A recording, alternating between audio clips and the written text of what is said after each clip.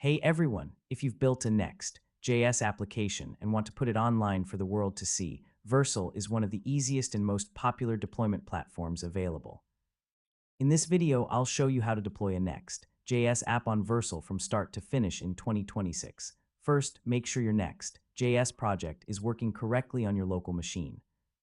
Run the application, test its features, and fix any errors before deployment.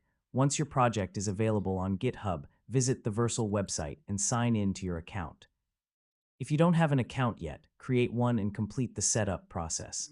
After logging in, click the Add New Project button and choose Import Git Repository.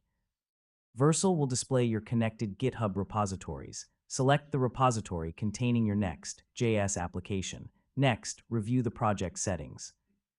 Vercel usually detects Next.js automatically and applies the recommended build configuration without requiring manual setup.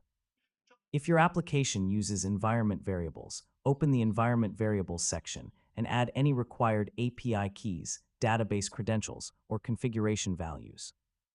And that's how to deploy a Next.js app on Vercel in 2026.